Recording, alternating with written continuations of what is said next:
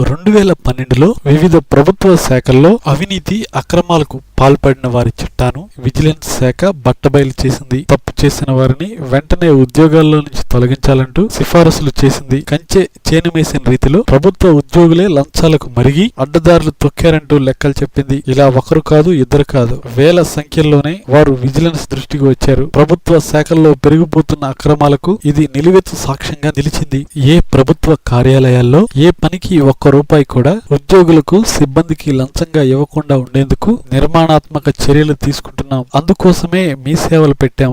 ఏ సర్టిఫికెట్లు కావాలన్నా ఒక్క రూపాయి ఎవరికి ఇవ్వాల్సిన అవసరం లేకుండా మీ సేవలో మీకు కావాల్సిన సర్టిఫికెట్లు కావాలంటే ఇక బెంగ అవసరమే లేదంటూ ముఖ్యమంత్రి కిరణ్ కుమార్ రెడ్డి పదే పదే చెప్తున్నారు. కానీ ఈ మాటలన్నీ మంచినీటి మూటలేనని తేలిపోయింది. విజిలెన్స్ శాఖ నిర్వహించిన దాడులు, తనిఖీలలో లంచ అవతారాలు పెద్ద ఎత్తునే బయటపడ్డారు. వీరిని ఉద్యోగాల నుంచి తొలగించాలంటూ విజిలెన్స్ నేరుగా సర్కారుకే సిఫారసులు చేసింది. ఇలా అవినీతి అక్రమాలకు పాల్పడిన 34 శాఖల్లోని 24 మంది ఉద్యోగులను తొలగించాలని, మరో 89 మంది సిబ్బందిని సస్పెండ్ చేయాలని విజిలెన్స్ కోరింది. దీనికి సంబంధించిన సాక్ష్యాధారాలను సర్కారు ముందుంచింది. ఇదే కాదు, 175 మంది సిబ్బంది ప్రాసిక్యూషన్ చేయాలంటూ సూచించింది. ఇందులో 114 మంది గెజిటెడ్ అధికారులు ఉండటం గమనార్హం. ఇక తప్పిదాలకు పాల్పడిన 1923 మంది ఉద్యోగులపై క్రమశిక్షణ చర్యలకు కూడా సిఫారసు చేసిన విజిలెన్స్ ఇందులో 792 మంది, 268 మంది హోంశాఖ ఉద్యోగులు ఉన్నారంటూ తేల్చి చెప్పింది.